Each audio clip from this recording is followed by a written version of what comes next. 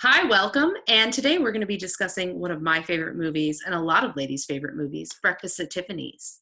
I'd love to hear from Steve first today to see if there's anything he loved about this film or anything he thinks might be macho about Good luck. it. Well, I will. Yeah. First, I'll say, listen, beautifully shot movie, all that happy horse shit. Yeah, okay.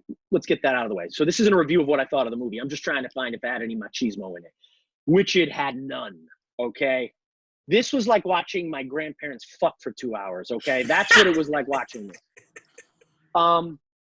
If I had to pick one manly thing, I'd say George Peppard. For those of you that don't know, he was Hannibal in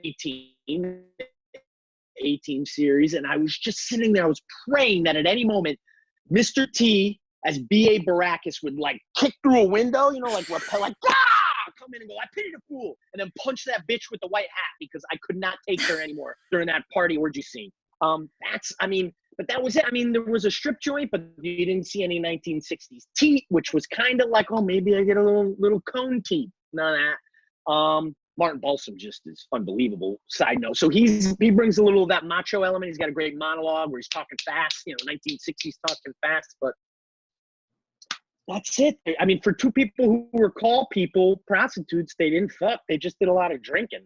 So yeah, that's it. This was as manly as, I don't know, a loofah sponge. Oh, So, well, that's another discussion that you don't use a loofah. All right. Well, I got to Am I tell you, supposed to? I found it to be a lot more interesting than that. First of all, any movie that starts with the star of the movie doing a walk of shame in the morning, wearing a gown and a tiara, Yes. you got my attention right off the bat. And then the fact that she can't even remember who she had sex with last night. Okay, that is so gay. You have no idea or whatever. And I love how she asks him, his name's Paul, right? George Peppard. She asks him if she can call him Fred because, he kind of looks like her brother, okay? I mean, and of course, to me, it's like, I call all my boyfriend Sam so that I don't have to worry that I'm going to forget their name or whatever. Because, most gay guys look alike. I mean, you turn them over and they're all just assholes, Oh. So there was that. Okay. Okay. So I got two erections during this movie. Okay. So the first one is, did you see when they're banging on the door the next morning and she's got, the eye patch on and all this and and after he wakes her up, which is the George Peppard character, she goes into the refrigerator and she makes herself a martini, like in the morning. I know. So that was my my first erection. Okay, the second erection was when she goes to get her mail and opens up the mailbox and there's a mirror there and she's got lipstick in there and she's got perfume in there. I thought, okay, this is a woman after my own heart. Because the truth of the matter is, I thought it was more of like a chick flick pick, if ever I saw one, because the fact that she would crawl into George Peppard's bedroom in her bathrobe, he's naked in bed, and she just says, we're friends, right? Let's just sleep together. And the fact that he's like, okay, stupidest movie I've ever seen in that regard. Otherwise, I've done that. That can happen. Best hats. Anyways, that's the million. I just want to say one thing. That I forgot to mention. I mean this. When I was watching, I couldn't remember if it was a gay movie or a chick flick choice. I couldn't remember if Emily had chose it or Eric. I was sitting there the whole time going, I don't think this is a gay movie because all my gay friends, they be finger banging each other halfway through this because it was so damn boring. So I just wanted to throw that out there. I forgot or didn't know.